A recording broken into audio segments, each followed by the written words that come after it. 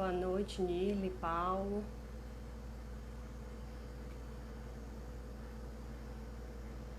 Eu estou aguardando aqui o Renato Roseno aparecer, certo? E vamos aguardar também o pessoal chegar, né? Gabriel, Sérgio.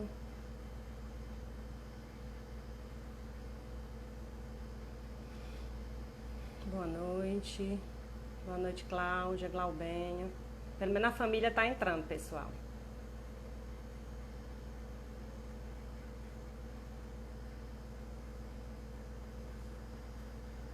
Opa! Renato, vou te chamar aqui, Renato. Vamos lá.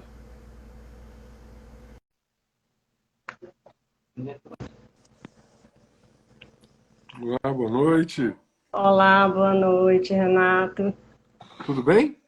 Tudo bem? Tô esperando aqui o pessoal ir entrando, né? Tá bom. Como é que estão as coisas por Nirles. aí? Tá animada? Bom, estou assim um pouco nervosa porque afinal é a primeira live no Instagram, certo? Porque nós temos costume de fazer no Facebook, né? Uhum. E aí a primeira live e ainda é com você. Que é isso, não tem problema. Eu tô achando que eu tô meio. Eu Você vou tá no ligar uma luz aqui. escuro. Eu vou ligar uma luz aqui. Só um Tá instantinho, por bom, gentileza. tá Peraí. certo.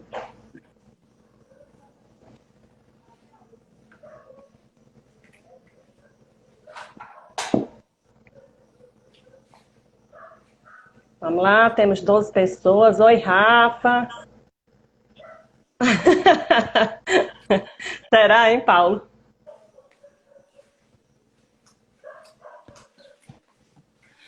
Kelvin. Agora melhorou. Opa. Tudo. Bom, nós já temos aqui 11 pessoas, elas vão, mais pessoas eu acredito que vão entrando, né? Nós estamos no tempo. E aí, Renato, eu acho que é bom a gente ir começando, porque no Instagram o tempo é meio limitado, né? Ele tem uma limitação de 1 hora. É, de uma hora. E como nós temos costume, o nosso grupo aqui de Morada Nova tem costume de fazer live assim, pelo menos de 1 hora e meia, então é bom a gente aproveitar o tempo. Bom, então, boa noite a Boa noite. todas que entraram e a todos. Como eu já disse antes, é a nossa primeira live aqui no Instagram. Eu digo nossa, assim, na verdade é a minha. O Paulo e a Larissa já fizeram uma antes, certo? Para quem não me conhece, meu nome é Kátia. Eu sou professora da UES aqui em Limoeiro do Norte e estou no momento pré-candidata à Prefeitura de Morada Nova. Bom, de início, Renato, eu quero dizer assim, que eu pensei numa live em que a gente discutisse um pouco a cidade, mas também não só a questão da gestão, né, do executivo, digamos assim. Mas eu Sim. pensei assim, porque o nosso grupo tem sido bem interessante essa construção, porque nenhum de nós tem tanta experiência nessa questão da política partidária, né? Então, nós temos feito uma construção bem interessante, coletiva. Toda semana nós temos nos reunido. Então, eu quero também aproveitar essa sua experiência, já com 6 anos como deputada estadual, para a gente também discutir possibilidades no legislativo. Tá certo, assim? Tá tudo Aí bem. eu quero, pronto, antes de passar a palavra para você, eu quero apresentar o nosso grupo. Eu acho que não estão todos aqui ainda, mas eu quero apresentar. Pronto.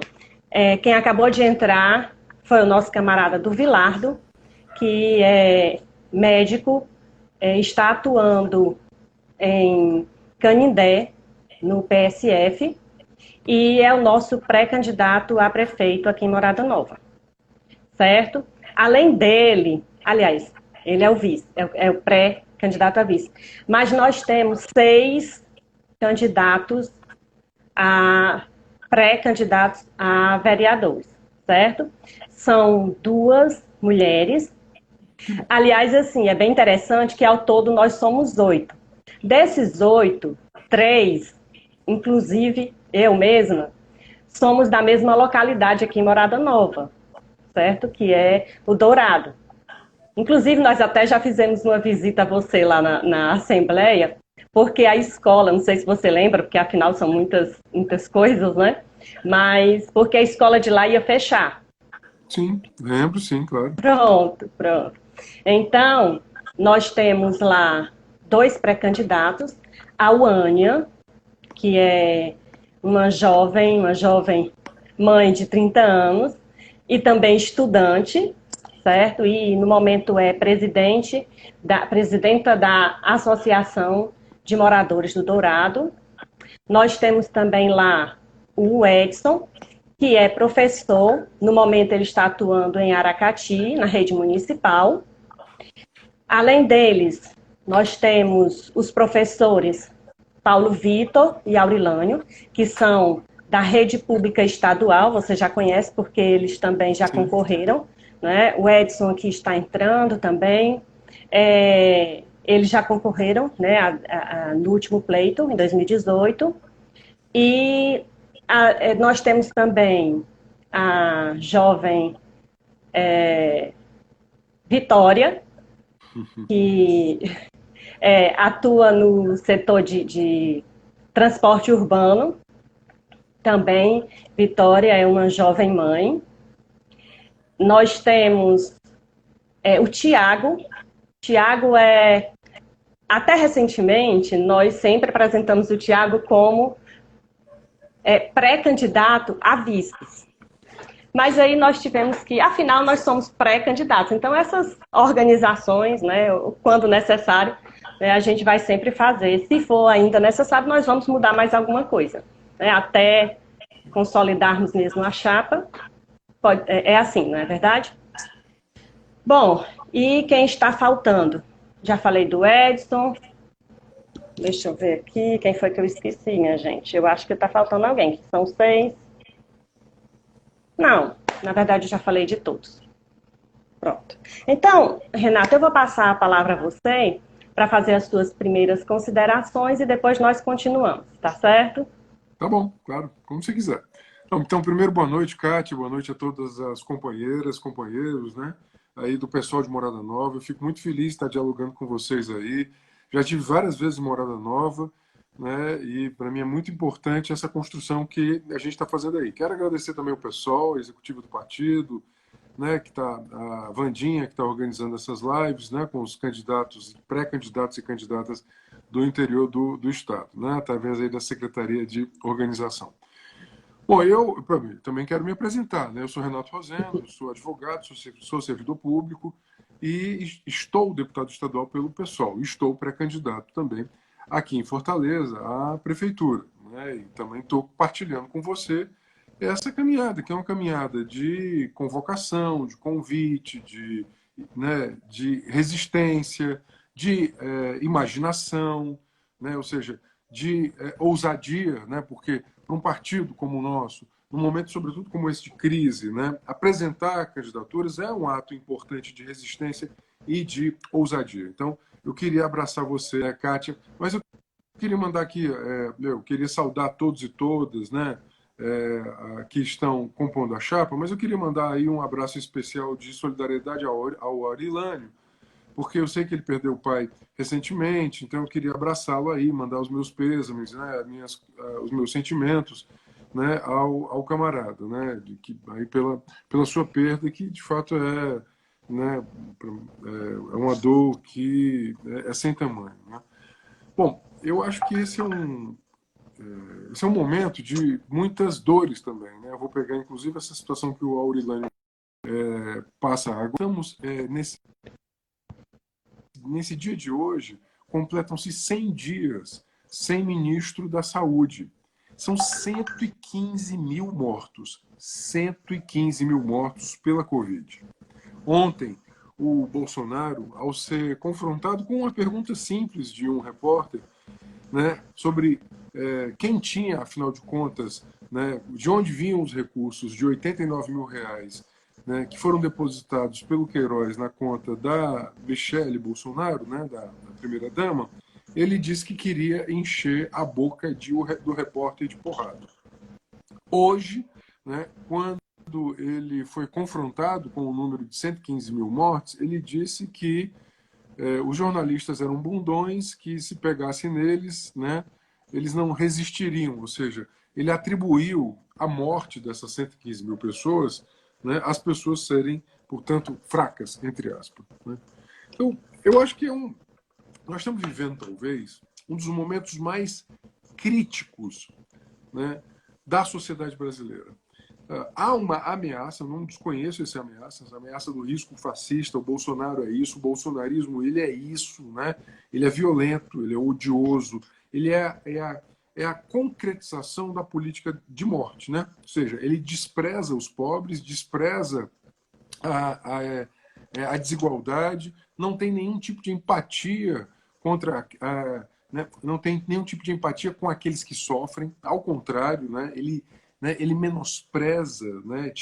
Faz pouco caso disso, é um completo incompetente para gerenciar um país com a complexidade do Brasil, e ele está a serviço de um determinado programa, que é um programa de supressão de direitos. Por outro lado, ele ganhou muito corpo. Né? Por exemplo, Morada Nova, eu sei que tem expressão do bolsonarismo. Eu sei disso. Né? Ando por aí, andava, né? quando era possível. E nós, inclusive, né, até na casa do Paulo, a gente já sentou, já conversou sobre isso. O que leva, sobretudo, novas gerações a abraçarem um projeto que é um projeto ostensivamente violento, misógino, preconceituoso, de restrição de direitos?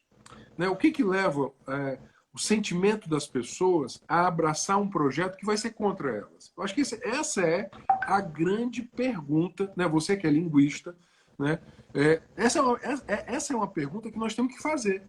Ou seja, o que leva as pessoas a abraçarem uma linguagem de morte? Né? Se você vê, todos os signos do bolsonarismo são signos de morte, né? São linguagens são símbolos que falam de violência, de dor, né? De opressão contra as mulheres, contra LGBTs, contra negros e negras, quilombolas, indígenas. Né? É todo o tempo essa política. O que leva 56 milhões de pessoas a terem abraçado isso? Para mim, tem a frustração.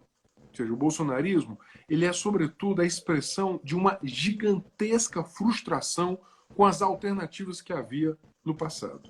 Tanto as alternativas, digamos assim, no campo mais convencional de centro-direita, como as alternativas de centro-esquerda. Então, ele se coloca como antissistêmico. Né? Então, as eleições vão se dar, digamos assim, no meio da pandemia. A pandemia não acabou, isso é muito importante. Então, as pessoas vão ter que escolher quem é que vai melhor responder à pandemia e à crise.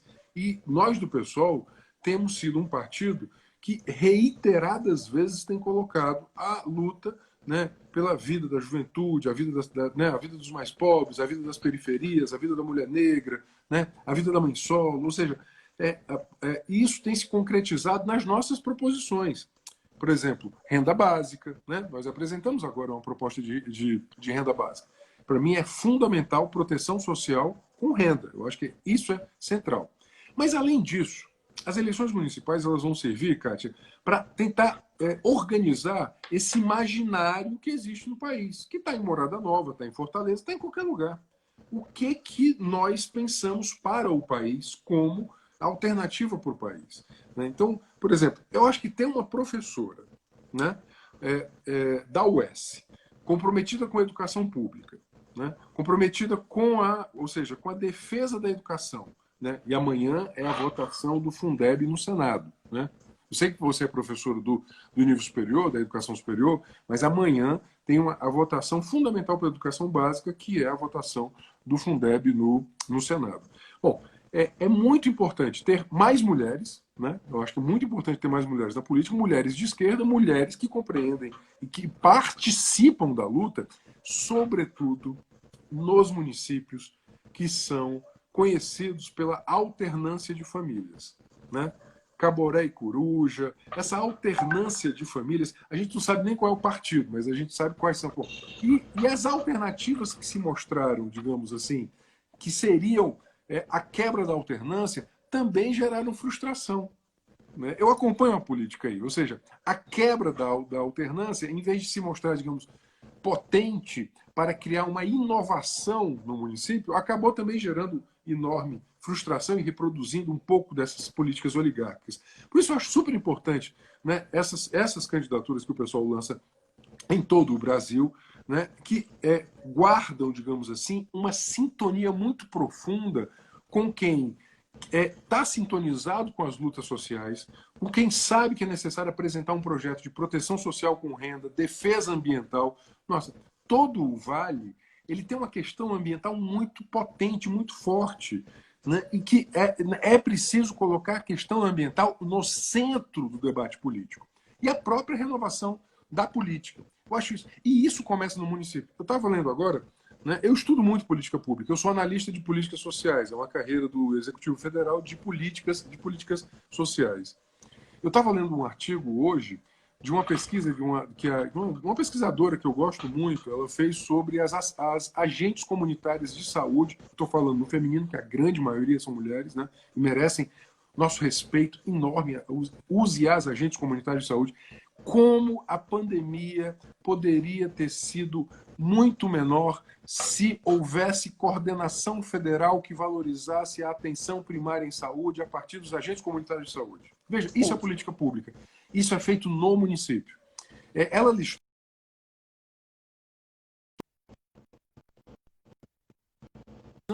o ACS, a ACS, valorizando, por exemplo, que ele tivesse proteção individual, que ele tivesse as diretrizes corretas, valorizando esse contato que ele tem diretamente com o município. Quem é que mais conhece, né, o habitante do município? É o servidor municipal, é o professor da educação básica, que conhece cada criança pelo nome, é o agente comunitário de saúde que conhece cada habitante daquela rua, daquela comunidade. É impressionante. E isso é política pública municipal. Nós temos que valorizar isso. Isso é política pública que pode garantir. Agora, para isso, aí eu vou colocar o quarto elemento, digamos assim, desses 5 que eu acho que são fundamentais para uma política pública do pessoal hoje, que é o do poder popular.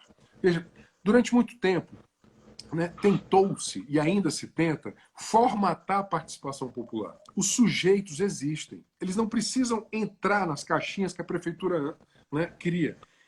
A prefeitura, a gestão, o gestor municipal é que tem que ouvir mais os sujeitos que já existem no município. Isso é super importante. Ou seja, o município ele pode, digamos, ele já tem muitos sujeitos e ele pode, a partir da sua gestão, escutar mais e valorizar mais estes sujeitos que são os movimentos de mulheres, os movimentos de juventude. Por exemplo, eu conheci um movimento aí de estudantes, por exemplo, por causa do transporte. Acho que é super importante. O movimento pela água nos distritos, né? O movimento contra a extinção das escolas comunitárias, que você inclusive participou. Né? Então, todos esses movimentos, eles já existem, eles não precisam ser moldados para entrar, digamos assim, nas caixinhas institucionais da gestão. É a gestão que tem que abrir-se para pluralidade de sujeitos. Eu, sim,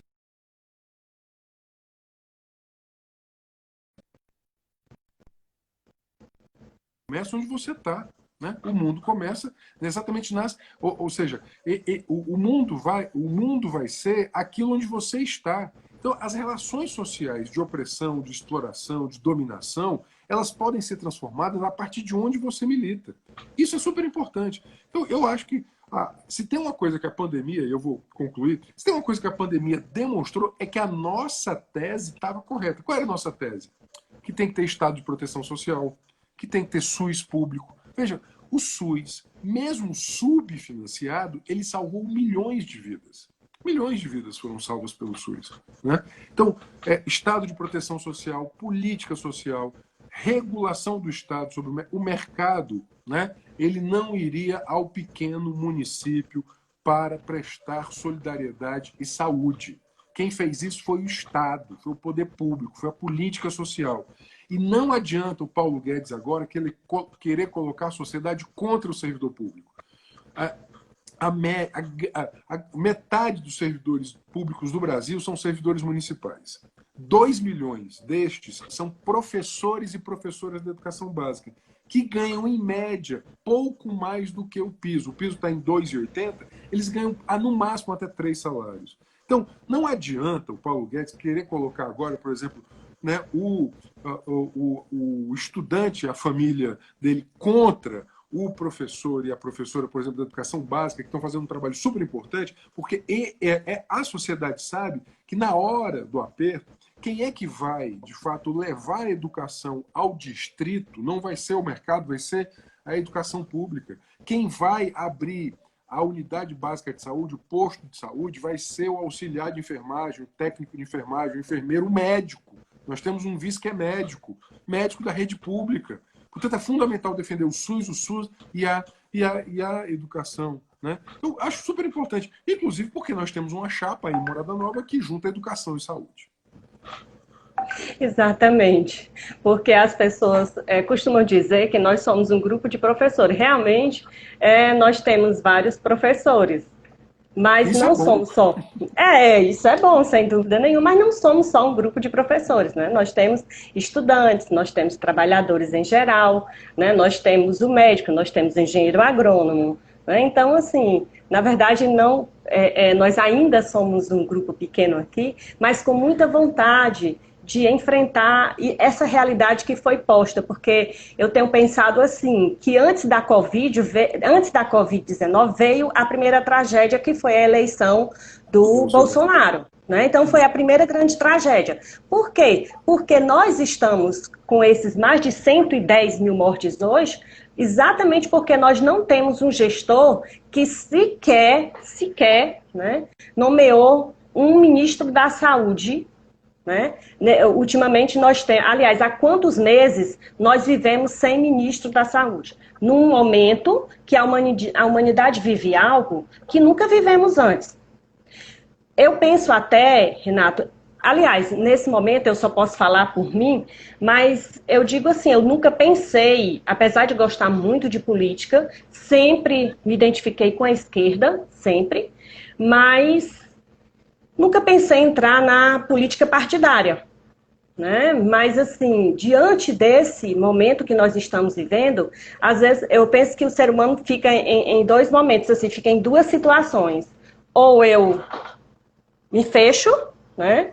Ou eu vou à luta, né? E eu resolvi, né, começar realmente a militar na política partidária mesmo, né? E para mim o PSOL era o caminho certo, pelo menos eu fico muito feliz. Eu fico muito feliz que o PSOL seja a casa de muitos educadores e educadoras. Veja, eu como servidor público, advogado, militante de direitos humanos, eu fico feliz que o partido onde eu estou, né, ele, digamos assim, abrace a causa da educação e que ele seja abraçado por tantos trabalhadores em educação. Eu fico imensamente feliz, né, com isso, assim, porque nós sabemos que essa talvez seja uma das políticas mais maltratadas na história do Brasil. Todo mundo fala, educação, educação, educação, mas a educação até hoje vive subfinanciada, o professor mal pago, pouco valorizado. Então eu fico super feliz. E eu fico super feliz que você tenha, né, feito essa opção. Porque veja, Kátia, a política só muda, não com a antipolítica, mas fazendo outra política. Né? Não é o bolsonarismo é a antipolítica. Nós queremos outra política. Né? Mas, assim, cada um tem uma forma de militar, não é? Por exemplo, nós temos aqui, acompanhando a nossa live, a nossa camarada Zeusa, lá de Limoeiro do Norte. Né? Zeusa é uma grande amiga minha, e é um exemplo, né, um exemplo de militância. Né? E, no entanto, ela nunca se identificou muito com essa coisa de se candidatar. Né? Mas, para mim, ela é um grande exemplo. Né? Mas, assim, Renato, você já falou um pouco, mas eu queria eu queria que você falasse mais um pouco sobre, assim, diante dessa situação que nós estamos vivendo, né? Um município que é acostumado, alguém até já disse aí, né, aos caborés e corujas, que são os dois grandes grupos aqui. Né? Eu falei, isso é conhecido. Pois é. É bem conhecido mesmo, né? Então, assim, a nossa realidade tem sido essa. Inclusive, eu estava como professora, né? Eu tenho um costume de planejar, né? E eu também fui ver alguma coisa e me deparei com a sua entrevista de hoje ao meio-dia no site O O Otimista, não é Otimista. isso? Sim, O é um jornal. Otimista, né? Pronto. Ah, é um jornal, né? Eu estava vendo ele tem um jornal impresso, né? Tem. É um jornal, Pois é. é um jornal, eu acho que ele está com 2 ou 3 anos, só me engano. Ah, tá, eu não conhecia realmente. Então, eu acho muito interessante quando você traz essa questão da necessidade, né, de mulheres, né, de negros, né, da comunidade LGBTQIA+, né, de que essas pessoas, a vontade que essas pessoas hoje têm de se fazer representar, né, de serem representadas também, né? Então, assim, eu considero realmente isso muito importante. E, assim, agora, o interessante é que aqui em Morada Nova, nós temos, né, assim como na Assembleia Legislativa do Estado, nós temos mulheres, nós temos jovens, mas, infelizmente, essas pessoas, elas reproduzem uma prática antiga. Um dia desse, o nosso pré-candidato Aurilane, que é o da matemática aqui, né? Ele que faz as contas. Mas tem uma conta que é simples de fazer. Tem um desses, dos nossos representantes que estão aí, né? Que foram eleitos no último pleito, a vereador, que declarou, por exemplo, R$ 200 mil na campanha. Certo? Então, se você faz a conta, em 4 anos, talvez a metade do que ele vai ganhar como vereador. Né? Então, fica uma conta meio estranha. Né? Então as pessoas às vezes dizem assim, Kátia, o que é que você está fazendo nisso aí? Você vai gastar dinheiro, porque o que as pessoas costumam ver no interior, né? Inclusive eu fico muito triste porque nós vemos mesmo as pessoas ainda com essa prática da compra de votos, né? Nós, de vez em quando, nós ouvimos alguém falar nesse sentido, e eu já disse às pessoas, olha, vamos ter cuidado, porque se nós do PSOL soubermos de alguma coisa com certeza, a gente pode denunciar. Porque é aquela coisa de não naturalizar, da mesma forma, né? Da mesma forma que a gente não pode naturalizar os diversos crimes que o Bolsonaro comete, nós não podemos naturalizar essa prática que existe nos interiores. Eu sei que não são só nos interiores, não é uma prática só dos interiores, mas é nessa realidade que nós vivemos. Né? Então, eu até disse assim, olha, eu não vou gastar dinheiro. Eu vou pedir a contribuição das pessoas, porque as pessoas precisam acreditar. Que eu estou fazendo. Pois é. Né? E é isso que nós vamos fazer. Porque as pessoas precisam saber, porque assim, no interior tem muita aquela coisa, Rosane, de dizer assim, olha, eu vou votar no fulano para ajudá-lo, como se aquilo ali fosse uma prática, como se ser vereador fosse um emprego para ele que ele está precisando. Não, a nossa prática é outra. Nós aqui estamos com uma proposta, nós temos um projeto para a Morada Nova. Então, se você acredita, você vai ter que contribuir. Eu não estou dizendo só nessa questão da contribuição financeira, não. Eu estou dizendo em todos os sentidos. Porque quando a gente fala em poder popular, é porque nós acreditamos que as pessoas são capazes, né? Se são direcionadas, eu digo direcionadas porque, assim, na prática que nós temos, não é isso que acontece.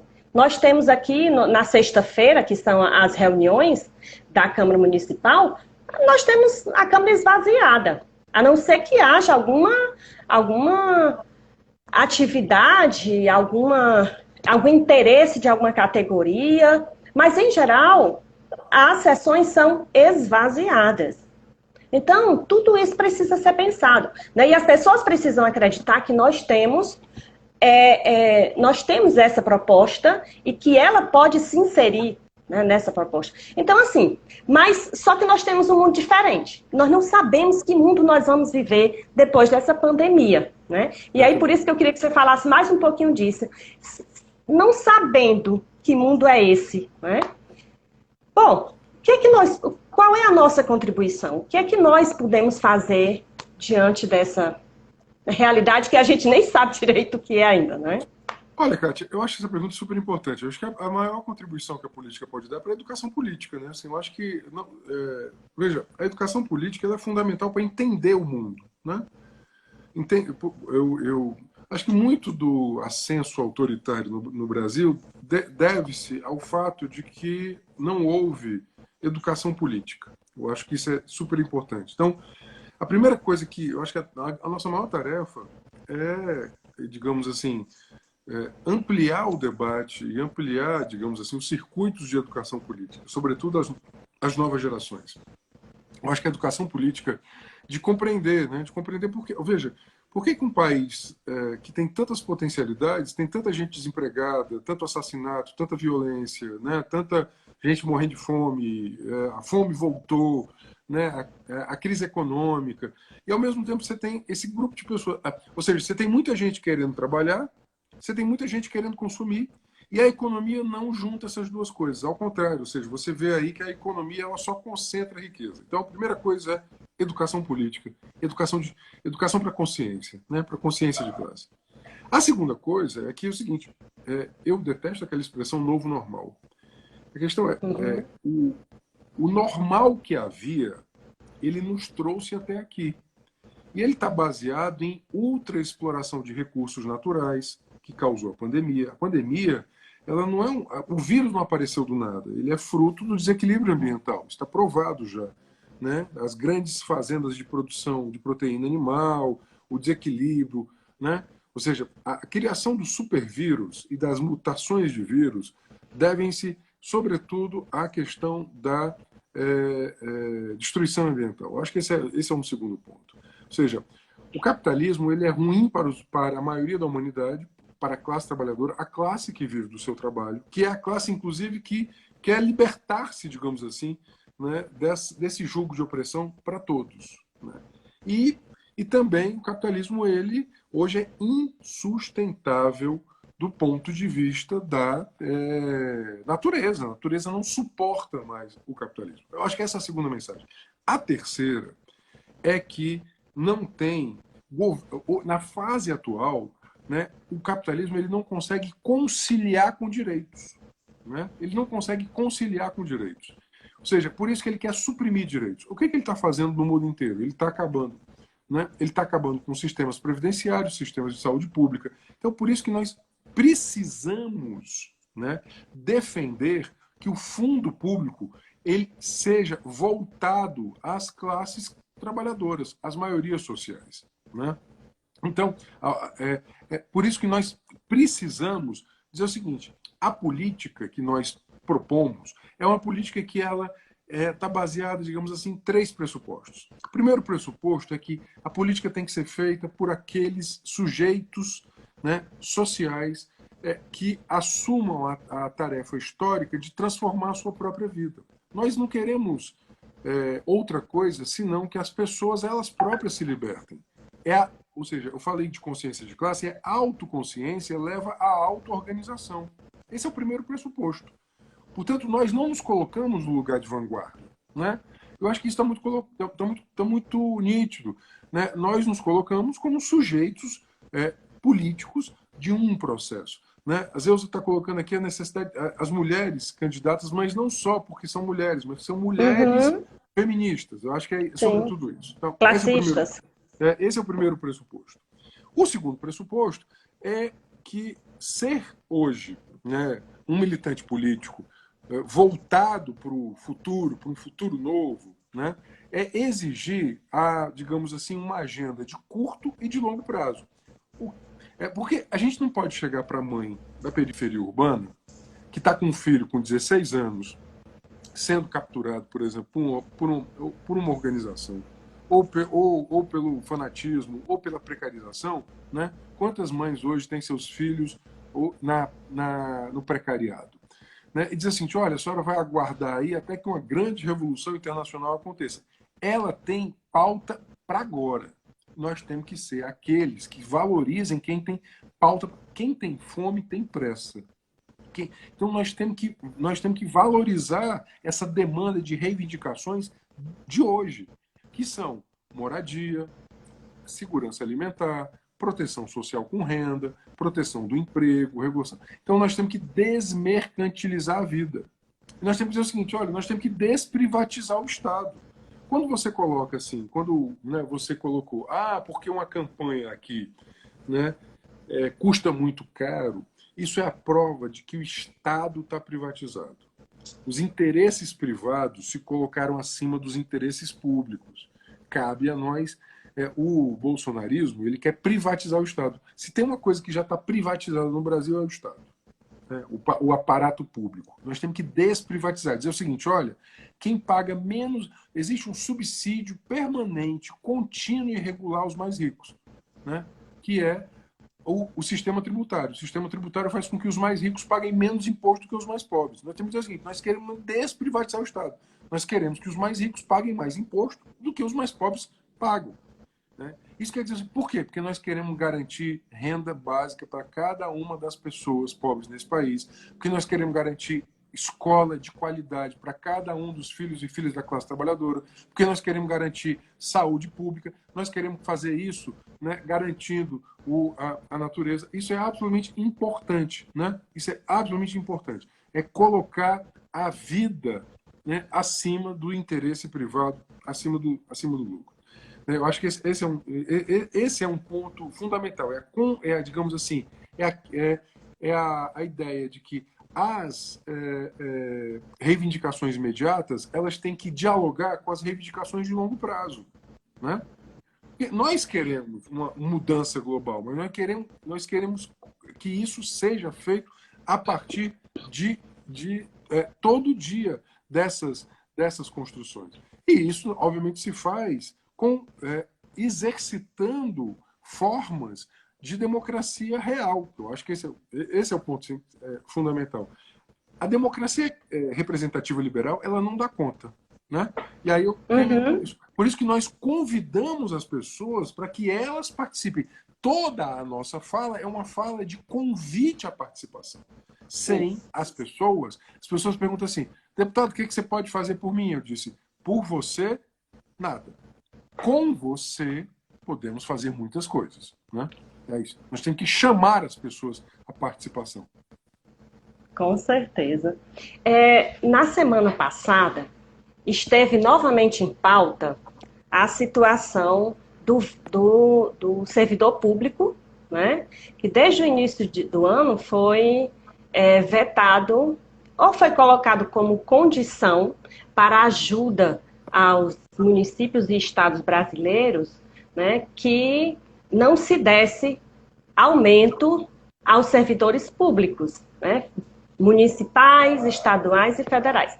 Na semana passada, isso entrou em pauta novamente, porque havia a possibilidade de dar aumento às pessoas que estão na frente, né, na batalha de frente, eu não sei, né, da Covid. Né? Não só os profissionais da saúde, mas pessoas como garis, né, por exemplo, poderiam receber esse aumento. O Bolsonaro vetou, né, o Senado derrubou o veto, mas a Câmara, com a justificativa que, sim, bom lembrar que o Camilo também fez isso, já fez isso no estado do Ceará, inclusive nós fomos, eu acho que um dos primeiros, se não o primeiro estado, você sabe, deve dizer isso melhor do que a gente, né, que a nossa contribuição passou de 11% a 14%. Né? Logo no início. Progressiva. Né? Então, assim, eu queria, Renato, que você falasse um pouco, porque assim, os deputados dizem que é uma questão de responsabilidade, né? Que a União, que o Estado não pode bancar, né? Mais ou menos é o discurso, né, desses deputados que votam contra os servidores e, mais sério ainda, né, contra aqueles que estão na linha de frente. Acho que agora eu encontrei o termo melhor, né, na linha de frente da Covid-19. né? Então, eu queria que você falasse um pouco, porque assim, as pessoas podem pensar, sim, mas nem todo mundo é servidor público. No interior, né? Nem todo, mas qual é a consequência disso? E realmente é o correto? Somos nós, servidores públicos, que temos realmente que pagar essa conta? Bom, eu acho que eu vou falar três coisas. Primeiro, tem muito servidor no Brasil? Não. Apenas Uhum, 12% da força de trabalho, né? 12%. Comparativamente, dá 1,6% da população é do serviço público, né? Então, dá 12% da força de trabalho. Isso é muito menor do que o necessário para um país que tem que criar mais creche, um país que tem que ter mais saneamento, que tem mais escola pública, que tem que ter mais posto de saúde. Então, né, é, a gente precisa de mais serviço público, né? Agora, lamentavelmente, né, entrou-se nessa ladainha aí do ultraliberalismo de diminuir o tamanho do Estado brasileiro a partir do serviço público. O serviço público brasileiro custa muito caro? Não, não. Veja, né, alguém aqui falou, o alto funcionário, os funcionários públicos, o grosso do funcionalismo público no país é municipal. E o grosso do funcionalismo municipal, a média, está abaixo de 3 salários mínimos. Abaixo de 3 salários mínimos. Né? Essa é a média do funcionalismo municipal. Pronto. Né? Na verdade, se você pega todas as etapas, né, todos os níveis, tanto o municipal, estadual e federal, você vai ver que a grande maioria não ultrapassa 5 salários mínimos. Aí você tem uma parte que vai estar entre 5 e 10, e aqueles que estão acima de 10 são uma parcela pequena, que vão estar, em especial, no judiciário e no legislativo. Não vão estar uhum. no executivo. Ok? Então, primeira coisa é essa. Teve uma pesquisa fajuta que o Instituto do Paulo Guedes fez, dizendo o funcionalismo gasta 13% do PIB, mas a saúde é 4%. Isso é pegadinha de dado. Os 13% que ele botou englobam os 4% da saúde, porque o médico, o enfermeiro, a auxiliar de enfermagem estão dentro daqueles 13%. Então, ele faz um malabarismo com os dados para colocar a sociedade contra o servidor e a servidora pública. Bom, então, a primeira coisa é essa. Eu acho que tem que limpar o meio de campo, tá? E tem muito pouca gente que chega aos tetos, né? Que chega aos tetos. Muito pouca gente. Na prática, no Brasil, o piso é que nem o piso dos professores. O piso vira teto, né? Há uma grande parcela de professores cujo piso é o teto. Primeiro, assim, tem muito município que não respeita o piso. Muito município. E tem município que faz do piso o seu próprio teto. Fica lá na casa no máximo, 3 salários mínimos. Eu repito, se você conta, né, você tem 2 milhões de servidores na educação, 2 milhões e 400, você tem mais 1 milhão e alguma coisa na saúde, você tem mais 700 mil na segurança pública. Veja, são funções essenciais. Funções essenciais. Você não tem professor da educação básica ganhando demais, você não tem enfermeiro ganhando muito, médico ganhando muito, você não tem policial. Ou seja, você vai querer que esses aí paguem a conta, né, da crise? Então está errado. Na verdade, a grande questão é que não se quer, né, os sujeitos hoje que ganham com a desoneração dos tributos, que são 155 bilhões ao ano, que são os grandes empresários, não querem acabar com a desoneração. Né? Então, por exemplo, só a desoneração dava 150 bi de reais. Se você fosse, alguém aqui falou em taxar grandes fortunas. Se você fosse taxar o 0,3% mais rico do Brasil, eu vou repetir isso. Se você fosse taxar o 0,3% mais rico do Brasil, você geraria 250 bilhões de reais. Ou seja, a grande questão no Brasil é que nós precisamos fazer uma reforma tributária. Né? Só que eles estão querendo vender a reforma administrativa. Por quê? Porque eles querem, de fato, arrochar. Aí diz assim, por que eles querem arrochar o servidor? É porque eles são ruins? É porque eles querem que a grande massa, hoje, da população que faz uso dos serviços públicos passem a comprar serviços privados. Eu vou utilizar um exemplo simples. aquele trabalhador que hoje tem o filho na escola pública, né? Se ele não tiver mais a escola pública, ele vai ter que dar a escola para o filho. Ou então aquele que quer saúde, ele vai comprar o plano de saúde. Ou então aquele que quer previdência, ele vai comprar a previdência privada. Então, diminuir o serviço público é ampliar, sobretudo, a mercantilização de serviços essenciais, saúde, educação. Né? Por exemplo, para onde vão as crianças que precisam de creche? Né? Aí, então, isso é fundamental. Às vezes eu estou me lembrando aqui que, no caso do Ceará, desde 98, veneno não paga imposto. Né? Inclusive, o nosso partido tem uma ação direta de constitucionalidade no STF para que os venenos paguem imposto. Né? E eu tenho debatido sobre isso. Eu já perdi essa votação 5 ou 6 vezes, mas estarei lá sempre brigando para que veneno pague imposto no Ceará, que eu acho um absurdo não pagar imposto. Então, eu acho que o equilíbrio fiscal ele não pode se dar nas costas do mais, né, do mais pobre. Porque quando você arrocha o servidor, você vai bater em quem é que depende do servidor da saúde. É o mais rico? Não, é o mais pobre. Quem é que depende do servidor da educação? É o mais rico? Não, é o mais pobre. Então, acabar com o serviço público, acabar com o servidor público é precarizar o serviço para o mais jovem. É dizer o seguinte, olha, a mãe, você que é mãe solo, que tem filho de 3 anos, que queria botar o seu filho numa creche, se não tiver a creche pública, você vai botar onde? Então, eu acho que essa é a questão. Essa é a questão central. Né? Então, a tentativa de enfraquecer o serviço público é perversa, socialmente injusta e tecnicamente injustificável. Ok. Renato, como eu disse, aqui no Instagram o tempo é rapidinho, né? Daqui a pouco nós já temos, já temos 1 hora. Então, por isso, como eu disse no início, que eu gostaria que você também tratasse um pouco da sua experiência na Assembleia Legislativa, né? Para pensar um pouco da Câmara Municipal.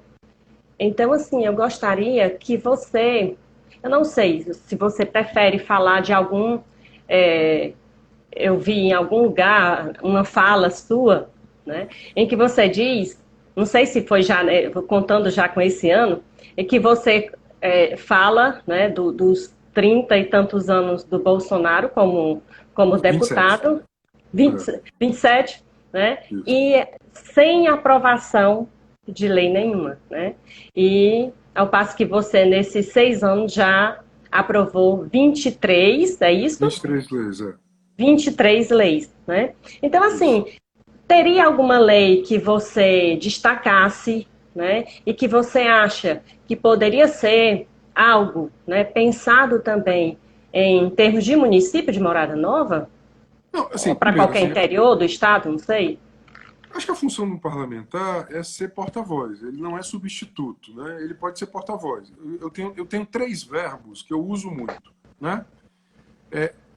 Reivindicar, fiscalizar, propor. Eu acho que um parlamentar vinculado aos movimentos sociais, ele tem que fazer essas 3 coisas. Ele tem que propor, né? Ou seja, ele tem que propor a partir da relação com os movimentos. Então, assim, ele não tem que propor da cabeça dele. Veja, se o movimento de mulheres reivindica, por exemplo, uma determinada... Vamos pensar o seguinte, ampliação da licença paternidade. Isso é importante para a divisão do trabalho doméstico. Né?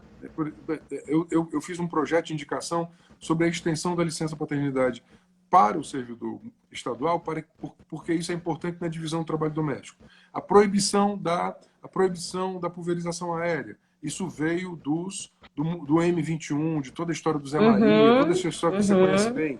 A lei do nome social veio do movimento LGBT. O Bolsa Catador, que é uma emenda minha a uma lei do governador, veio do movimento de catadores. Né? A alteração que a gente fez na lei do bilhete único, que quando a lei do bilhete único chegou, o bilhete único era só um bilhete, ou seja, era só a ida. a gente garantiu ida e volta. Então, veja, nada disso nasceu da minha cabeça. Eu só sou Uhum. porta-voz. Ou seja, o que é importante é que o parlamentar proponha com base na relação com o movimento social. Acho super importante. Por exemplo, a gente tem uma lei que foi a lei da semana Maria da Penha. Por quê? Que é, na semana da Lei Maria da Penha, a rede estadual de educação, ela deve, né, sobretudo, fazer atividades naquela semana pedagógica, atividades sobre gênero, combate à violência doméstica, né, que lamentavelmente cresceu no Brasil e cresceu particularmente no Ceará no período da pandemia. Isso foi o movimento de mulheres que nos trouxe. Então, acho que a primeira coisa é propor. E para propor, tem que estar em diálogo permanente com os sujeitos. Assim que eu. Bom, eu não tenho grande experiência parlamentar. Eu tinha uma experiência de assessor, eu fui assessor do João na década de 90, só que era outro, né? Era outro. Era outro ambiente no país, né? Então, a Abreu está dizendo assim, a proposição da lei da memória, né, que é a lei que proíbe homenagear torturadores, né? Uhum. O Crato está agora fazendo isso. Também veio do movimento de memória, verdade e justiça. Então, a primeira coisa é o seguinte, eu coloquei para todo mundo da equipe, eu disse assim, olha, a porta do gabinete está aberta para todas as lutas, sejam elas quais forem. Eu aqui não peço carteirinha de ninguém.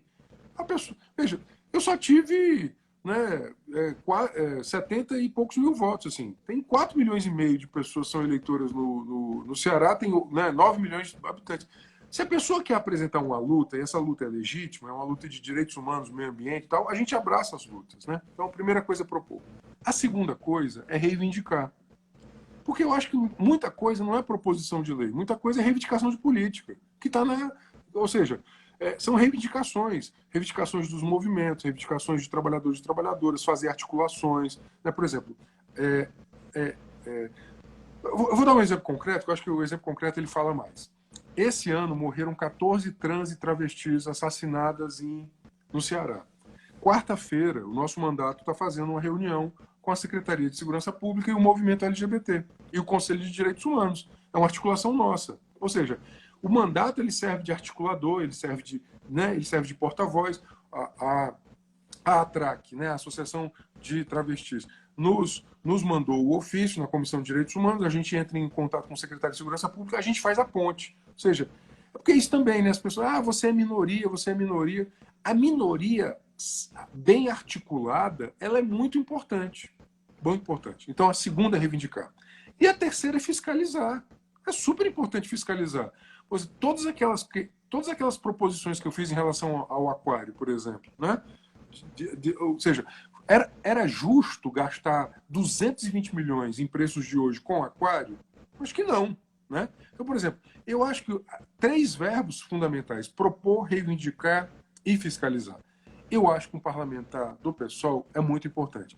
Eu sugiro que quem está vendo essa live abra o Congresso em Foco, que é aquela entidade de jornalistas lá em Brasília, e veja qual é o partido que teve os melhores parlamentares avaliados. É o PSOL. Os 10 parlamentares do PSOL estão lá entre os 16, salvo engano, melhor avaliados. Isso é motivo de orgulho. O parlamentar melhor avaliado pelo público, melhor avaliado pelos jornalistas, foi o nosso amigo e companheiro Marcelo Freixo.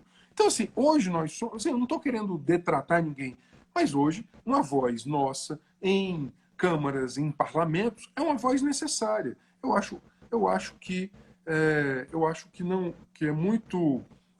Foi muito ruim para Fortaleza não ter uma voz nossa. Né? Eu acho que seria muito bom ter vozes coletivas do pessoal nos variados parlamentos municipais. Então, eu espero muito, né, que a gente consiga. E, sobretudo, vozes que representam outra política. Veja, não basta ser mulher, né? A Zeusa colocou, né? Mas é muito Uhum. importante eleger mulheres de luta, feministas, classistas, né? LGBTs, negros e negras, pessoas da classe trabalhadora, pessoas com deficiência, ou seja, sujeitos sociais que encarnam na sua experiência social as opressões e sobretudo, levam adiante um projeto político de emancipação. Então, eu acho que isso é super importante. Lembre que política para nós não é profissão. Política para nós é doação, é generosidade, é solidariedade. Quem faz da política profissão são os outros, né? A gente, para nós, é uma espécie, né? A política eleitoral, ela é um momento da militância. Por isso que eu digo, eu não sou deputado, eu estou deputado. Né? Quando eu deixar de ser deputado, eu volto lá para a minha lotação no serviço público, minha matrícula, né, 2045, 595, bato o ponto tranquilamente e vou dar minha contribuição em outros campos, tranquilo. Mas eu acho que é super importante a experiência acho que uma experiência em Morada Nova seria super importante. Bom, alguém está perguntando aqui sobre a cláusula de barreira, né? Eu acho, Renato, só um instante, eu acho que você vai ter que encerrar, porque estão nos avisando também que nós temos menos de 5 minutos. Eu acho que você vai ter que encerrar com essa questão, eu acho. Não, na verdade, eu vou falar para você encerrar, né? Bom, a cláusula de desempenho é uma cláusula que ela, digamos assim, ela oprime muitos pequenos. Nós, em 2018, superamos bem a cláusula de desempenho, só que a cláusula é crescente. Então, foi 1,5% em 2018, é 2% em 2022.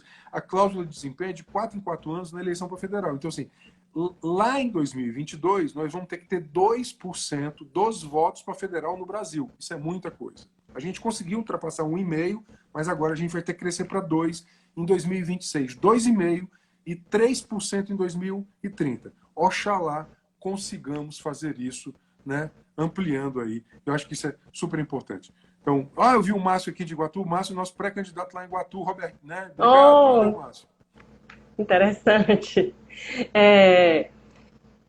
Eu queria agradecer a todas as pessoas que participaram, porque, assim, quando nós fazemos live no Facebook, nós costumamos ler, né? Nós costumamos ver quem está, os comentários das pessoas, mas aqui, diante dessa rapidez toda com que passa a live, não deu tempo. Por isso, eu gostaria muito de agradecer todas aquelas pessoas que já costumam nos acompanhar no Face e também aquelas pessoas que eu estou vendo aqui, muita gente diferente, né? Muita gente. É um outro espaço, né, que nós estamos começando a ocupar. E eu já estou lançando até o desafio aí aos camaradas do pessoal de Morada Nova para que nós repitamos essa experiência, né?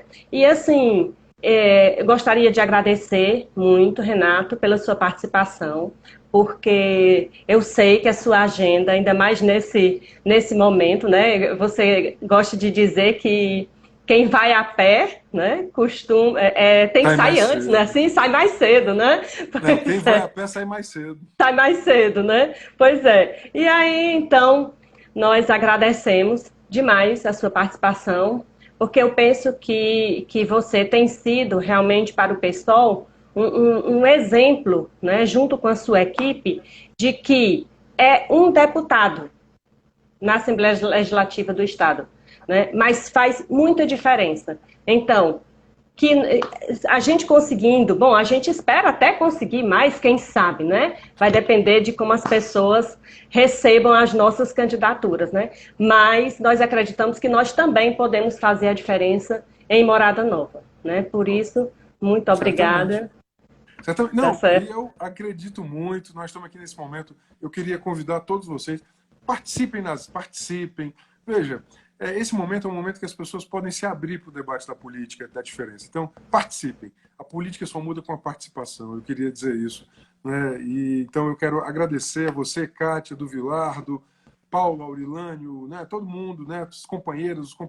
Né? E eu espero, em breve, comer queijo aí de Morada Nova. A última vez que eu fui comi queijo, trouxe manteiga da terra e foi bom que só. Obrigado. Eu espero em breve estar comendo queijo com café aí na casa de vocês. Obrigado muito. Tá certo. Bom, tá certo. Bom, eu não sei ainda se nós temos um minuto, pelo menos, mas eu queria encerrar, assim, chamando a atenção. Reserva o queijo. Tá certo. Mas assim, se encerrar tudo bem, mas eu vou aproveitar os últimos segundos além de agradecer, de também lembrar, né, a gente que essa pandemia continua, né, que a gente fique atento, que todos nós, nesse momento, nós já passamos tanto tempo em isolamento, que a gente tem vontade de sair, né, a gente acaba já saindo mais um pouco, mas que a gente fique atento, né, para que essa segunda onda